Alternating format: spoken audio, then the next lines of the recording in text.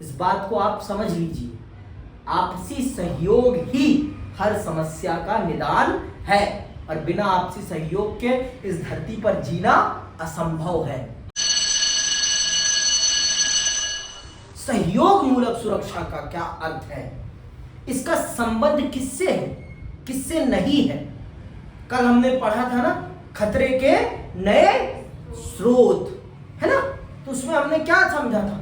हमने आर्थिक पहलू को समझा था, हमने स्वतंत्रता को समझा था, हमने खतरों को 3 भागों में बांटा था, है ना? राजनीतिक, आर्थिक, सामाजिक और नए उभरते हुए पहलू। उसमें हमने पर्यावरण को भी देखा, है ना? पर्यावरण, महामारी और भी चीजें थी। तो इन चीजों से अगर आपको अपने समाज को सुरक्षित करना है तो कैसे होगा? सहयोग से होगा, आपसी सहयोग से होगा। बीमारियों से बचना है तो हर देश को एक दूसरे का सहयोग करना पड़ेगा। अगर आप एंटीडोट बना रहे हैं तो उसका एंटीडोट मुझे भी, उसकी वैक्सीन आप मुझे भी प्रोवाइड करें, क्योंकि अगर वो वायरस दुनिया में कहीं भी रह जाएगा तो फिर से बीमारी के फैलने का डर है। समझ में आई बात? और अगर पर्यावरण से किसी देश को ज्यादा नुकसान हो रहा है तो सब देशों को उस पर मिलकर काम करना पड़ेगा। ऐसा नहीं है कि अगर ग्लोबल वार्मिंग बढ़ेगी, वैश्विक ताप वृद्धि होगी तो सिर्फ उसका प्रभाव इन पर पड़ेगा या इन पर पड़ेगा।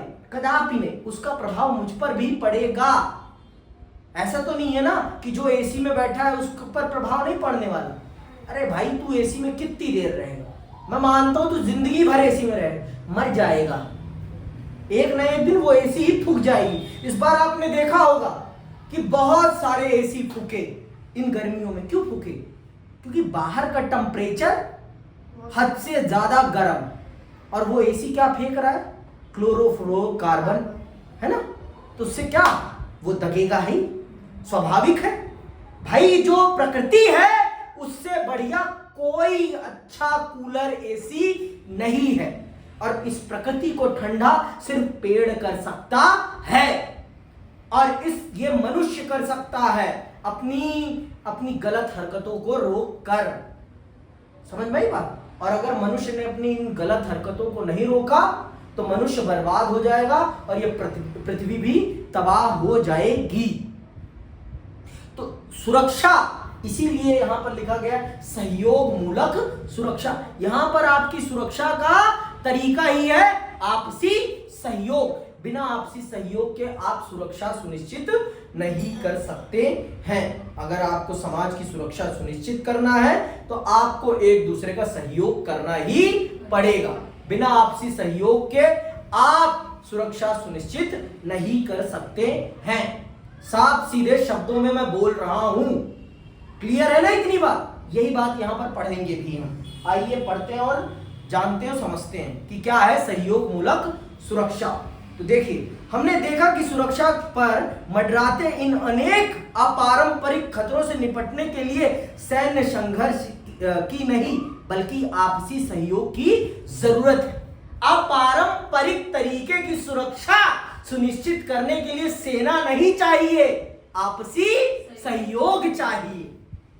आपसी सहयोग के बिना आप अपारंपरिक तरीके की सुरक्षा से बच नहीं सकते। आप पर्यावरण की समस्याओं से तभी निजात पा सकते हैं जब आप आपसी सहयोग करेंगे। बिना आपसी सहयोग के आप पर्यावरण की समस्या से निजात नहीं पा सकते। ग्लोबल वार्मिंग को कोई एक देश नहीं रोक सकता, इसके लिए दुनिया के सभी देशों को काम करना पड़ेगा। महामारी से एक देश का नुकसान नहीं होगा, सबका नुकसान होगा। प्राकृतिक आपदा से अगर लगता है किसी को कि नेपाल में आई थी प्राकृतिक आपदा तो उसका प्रभाव हम पर नहीं पड़ेगा, आप पर भी पड़ेगा, क्योंकि पृथ्वी एक ही है, दूसरी नहीं है।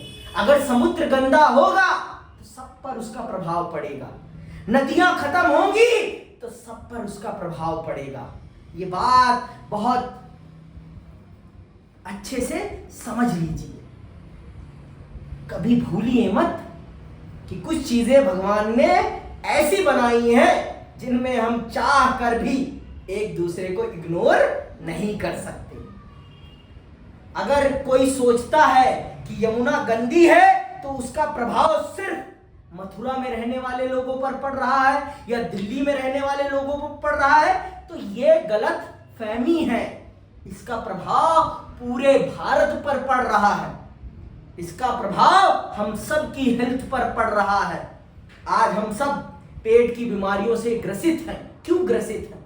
क्योंकि पानी ही अच्छा नहीं है। पानी ही अच्छा नहीं है। खेतों में कौन सा पानी जा रहा है?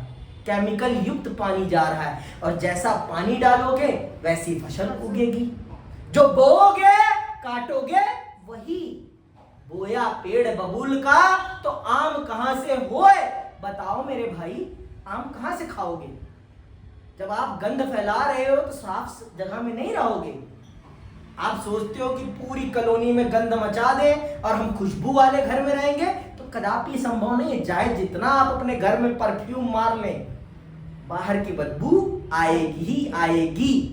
ये बात जान लीजिए। कुछ चीजों को रोका नहीं जा सकता। समझ में आई बात?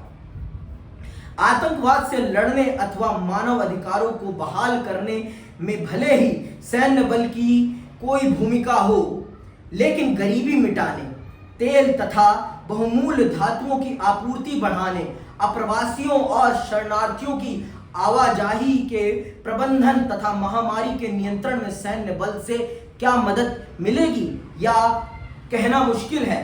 वस्तुतः ऐसे अधिकांश मसलों में सैन्य बल के प्रयोग से मामला और बिगड़ेगा। इन सब मामलों में सैन्य बल का प्रयोग करेंगे तो मामला और बिगड़ने की संभावना है, ठीक होने की संभावना नहीं है। अब आप खुद देख लो, अफगानिस्तान बर्बाद करके अमेरिका चला गया अपनी सेना के बल पर। आप सेना के बल पर लोगों को डरा सकते हैं, लोगों को एक समय के लिए डरा सकते हैं। एक समय के बाद लोगों के मन से बंदूक का भी डर खत्म हो जाता है। सबको पता है एट द एंड मर जाएंगे, इससे ज्यादा क्या होगा? इससे ज्यादा कुछ हो सकता है? मौत तो निश्चित है। आज नहीं तो कल क्या कर लोगे? मार देना गोली, लेकिन आजादी हम लेकर रहेंगे। आजादी हम लेकर रहेंगे। भगत सिंह साहब ने यही तो सोचा कि मर जाएंगे लेकिन अपनी आजादी लेकर रहेंगे, और आज उसी का परिणाम है कि हम स्वतंत्र देश में रहते हैं और अपने मन में जो आता है हम कहते हैं। ये भगत सिंह साहब की वो सोच है। क्यों डरना भाई? एक दिन तो मौत निश्चित है। मौत से किस बात के लिए डरना? मौत से किस बात के लिए डरना? आज नहीं तो कल, कल नहीं तो आज, एक ना एक दिन तो उसे आना ही है। तो किसी से डरना किस बात के लिए? क्यों किसी नेता से डरना? क्यों किसी व्यक्ति से डरना? जो आपके आजाद ख्याल हैं उनको आप जिए, नहीं तो मानव और पशु में अंतर क्या रह जाएगा? हमसे ज्यादा स्वच्छंद तो मानव है, पशु है। फिर तो समझ में आई बात? मौत से क्यों डरना? मौत तो एक ना एक दिन आनी ही है, लेकिन ऐसा भी नहीं है कि मौत से नहीं डरना, बेवजह ही कूद जाओ। बेवजह नहीं, उचित कामों के लिए कभी किसी के सामने झुकने की जरूरत नहीं है, क्योंकि मौत तो एक ना एक दिन आनी ही है। यह परम सत्य है। जो आया इस धरा पर वो जाएगा इस धरा से। अगर किसी को यह कंफ्यूजन है कि मैं तो अमर हूं, अमर तो रावण भी नहीं था, तो आप कहां से अमर हो जाओगे? जिसके पास तो अमृत था, जब वो अमर नहीं हुआ तो आप कहां से अमर हो जाओगे?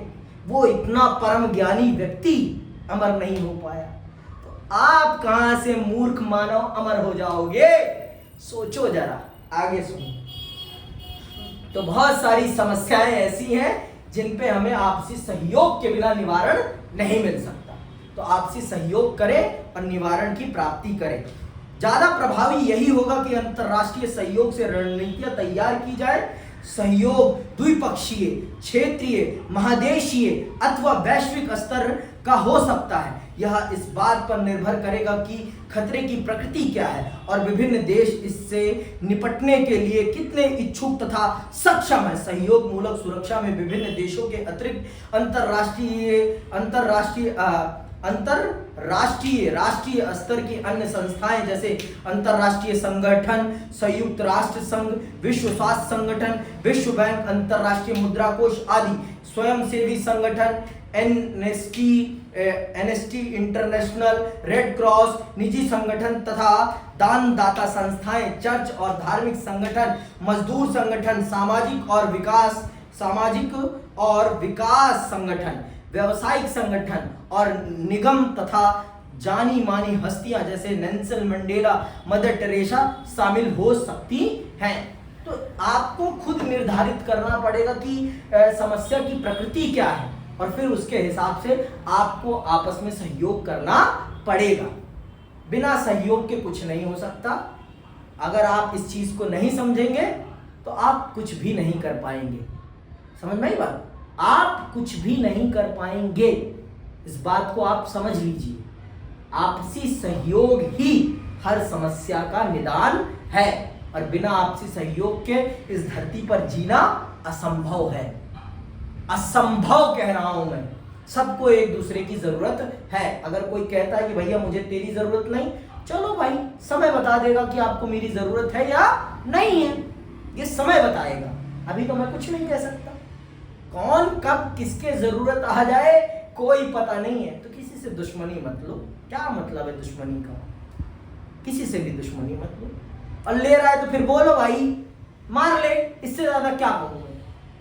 जान ले ले, इससे ज्यादा क्या कर लेगा तू मेरा? इससे ज्यादा तो कुछ ले नहीं सकता मुझसे मेरा। ले ले भाई, जो करना है कर ले।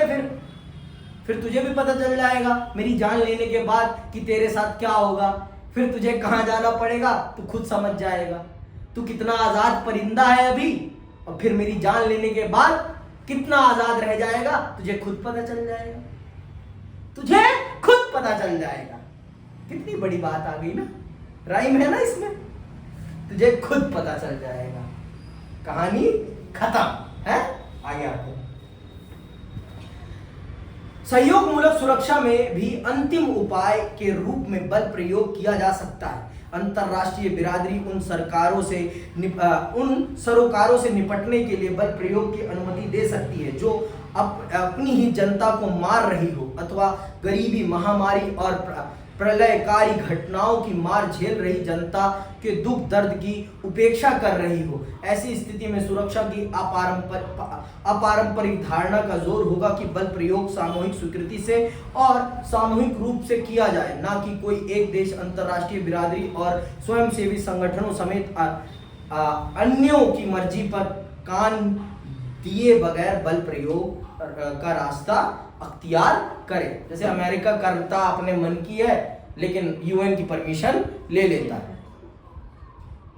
इराकी फ्रीडम के दौरान देखा था आपने, इराकी फ्रीडम के दौरान नाम का उसने यूएन की परमिशन, यूएन की पीस कीपिंग फोर्स लेके गया था जिसमें 70% सैनिक उसी के थे। 70% सैनिक उसके थे और गया इराकी फ्रीडम तबाह कर दिया पूरा इराक को। इराकी फ्रीडम नहीं, उससे पहले डेजर्ट स्टॉर्म में, डेजर्ट इराकी फ्रीडम में तो 69 देशों को साथ लेकर गया था कहने के लिए बस कि इराक सामूहिक नरसंहार के हथियारों का निर्माण कर रहा है, और कुछ भी मिला नहीं था। बस उसे सद्दाम हुसैन को मारना था क्योंकि सद्दाम हुसैन उसकी ताकत पर एक बड़ा प्रश्न चिन्ह खड़ा कर रहा था। समझ में आई बात? सद्दाम हुसैन अमेरिका की ताकत पर एक बड़ा सा प्रश्न चिन्ह खड़ा कर रहा था अरब देशों में। तो सद्दाम हुसैन को मारने के लिए अमेरिका ने अलग रास्ता अपनाया और बाद में कुछ निकला भी नहीं। और अमेरिका को कोई कुछ कर पाया? यूएन भी कुछ कर पाया? खुद देख लो। और हमारी सीबीएसई ने उस चैप्टर को ही निकाल दिया है।